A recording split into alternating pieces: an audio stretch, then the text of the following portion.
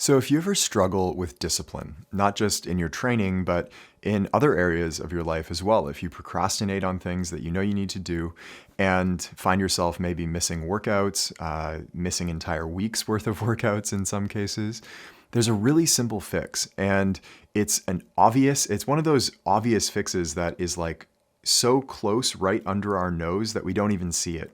And I was reminded of this in sort of a funny way a little while ago. And to give you some backstory on this, the first thing to know is that personally, I absolutely love coffee. Okay. And I promise this is going somewhere. So I just love coffee. I make it fresh every morning and grind the beans myself and brew it in a French press. And I love the ritual of it, the taste, the way it makes me feel. But I've found that if I drink more than one cup of coffee in a day, there are negative consequences. So basically, I keep it to just one cup of coffee first thing in the morning and no more for the rest of the day. And I find that every time I finish that one cup of coffee, there's this little disappointment in my mind where I'm like, oh man, I've got to wait until tomorrow morning to have another cup of coffee. So I've felt this pretty much every day for like years now, this little hint of disappointment when I finish this cup of coffee. And a little while ago, when, as you probably know, we retired Elite Guard training and I began working on Deep Game full time.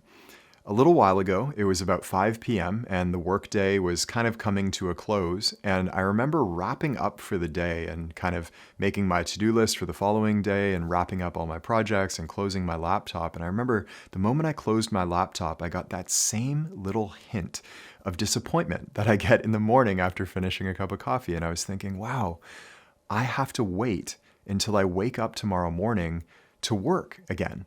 Like, wow, I was like counting the hours until I could wake up and get back to work. Now, I have loved my work for a very long time. I loved working in EGT, but I have never experienced that. Okay, literally at the end of a long workday that starts usually around 5 a.m., 5:30 a.m., and goes all the way until 5 p.m., I have never experienced the disappointment at the fact that I had to stop working and I actually had to force myself to not do any more work so that I could conserve my energy and recover and come back mentally fresh the following day.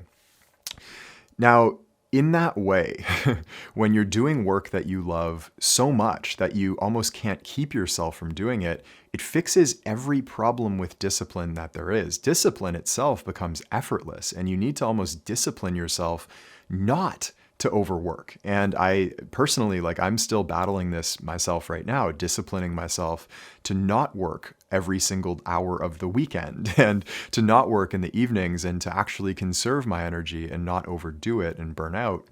And you'll find that the things that you are really meant to do in life, the things that you love with all of yourself, it's hard not to be disciplined, and it's actually harder to not work on those things.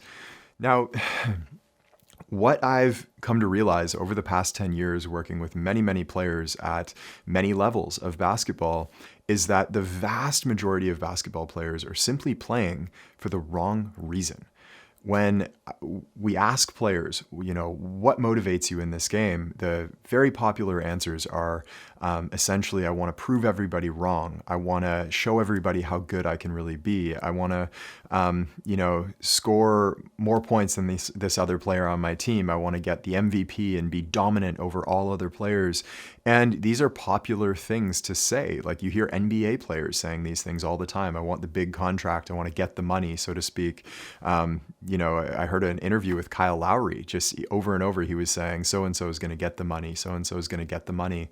And these things have become very commonplace and popular in sports culture and basketball culture. But when you're playing for those reasons, it's kind of like giving whoever else you are trying to get dominance or status over, whoever you're trying to prove wrong, whoever you are trying to impress, you're giving them full power over you. You're giving them the strings to your puppet, so to speak. You become the puppet and they become the puppet master. They can pull your emotional strings, and you go into this constant wave of intense motivation and then intense disappointment and burnout. And it's really hard to stay consistent with your discipline and with the things that you know you need to do when the motivation is coming from somewhere outside of yourself, because you're giving too much power away.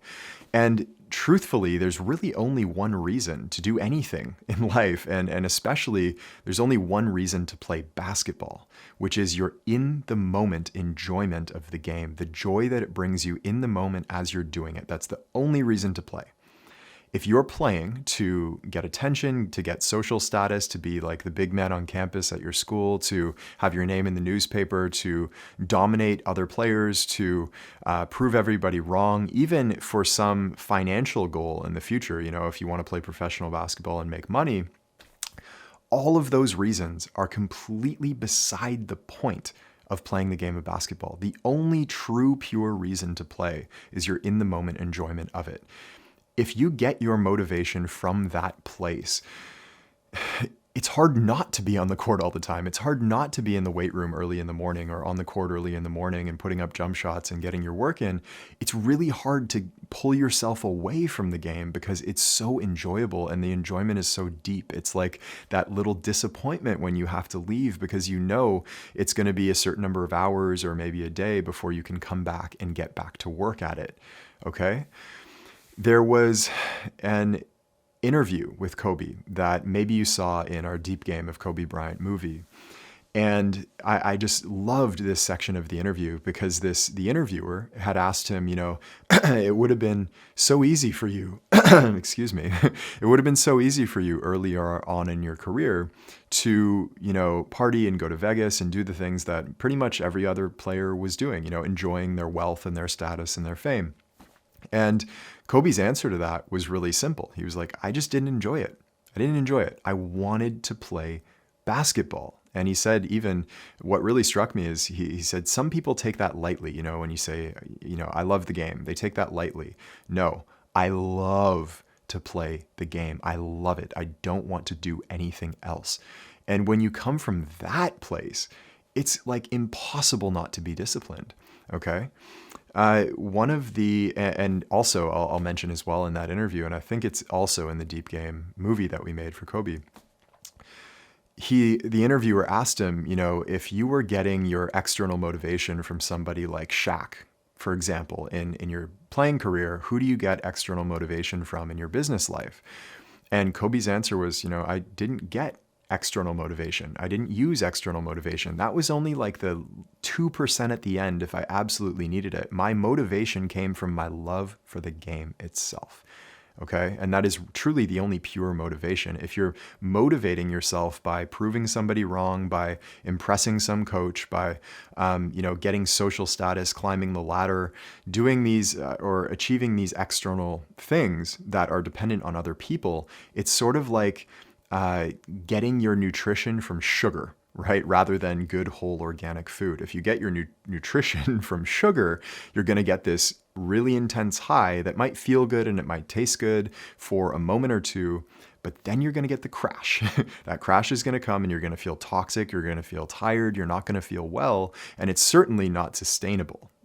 If, on the other hand, you got that nutrition from, let's say, like a sweet potato. It might have the same amount of carbohydrate in it, but it's going to last longer. It's going to be sustained. You're going to feel good, and your body's going to be healthy over time. And so if you're taking in constantly, excuse me, if you're taking in the sugar of other people's opinions of you and trying to sway those opinions and giving them all this power over you and using that to motivate yourself, then inevitably, you're going to be on this constant roller coaster to nowhere. You're on the roller coaster of, they think this way of me, okay, I'm happy. Now they don't think that way of me, and now I'm sad. And it's going to be this constant feeling of emotional toxicity that builds up in your system, and these darker emotions that just don't need to be there. They're not fulfilling. They're not going to make you happy in the long run. And basketball is going to lose its purpose for you. And yes, it's going to be really hard to get yourself to the gym and do the work on a consistent basis because, again, you're on that roller coaster of the sugar high followed by the crash. Okay. So this brings us back to law number 7 of the deep game. And law number 7 is, of course, the law of mastery. So I consider this to be the most important law for your long-term success in the game of basketball. And the law of mastery states that the game rewards the player who needs no reward other than the game itself. In other words, you don't need the reward of so-and-so thinking you're so great, of some external accomplishment in, dominating over somebody or climbing the ladder on your team or proving somebody wrong or having your coach love you or any of that stuff. The game itself is the reward. The act of playing itself is the reward. And we're motivated to accomplish our, bigger goals in basketball, to play in college, professionally, and so on and so forth, simply because we want the biggest and the deepest and the greatest experience of playing the game that we love. Not so that we can be in the NBA and be famous and have these girls chasing after us and get the cars in the mansion and all of that stuff. Like, at the end of the day, that's not what's going to sustain you over time. The only thing that will truly sustain you is that deep enjoyment and love for what you're doing in the moment as you're doing it, okay? And my challenge to you would be, like, if you're doing things in your life for the sake of getting status or attention or anything that is external and dependent on somebody else, stop doing that thing and do something else. If that's basketball, then re-examine the reasons that you're playing. And I'm willing to bet that once you remove all of that stuff and you get back in touch with the reasons you originally started playing the game, which was the enjoyment of it. This is a game that's meant to be loved. Once you get back in touch with that, the discipline and the consistency and just your enjoyment for the game and your experience of basketball as a whole is going to be so much deeper and so much greater, and you are going to play so much better and you'll be so much more successful in the long run. Okay, so that's my wish for you. If you need more help with law number 7, the law of mastery, or any of the other 8 laws, go to deepgame.com, take the masterclass, and I can't wait to see you there.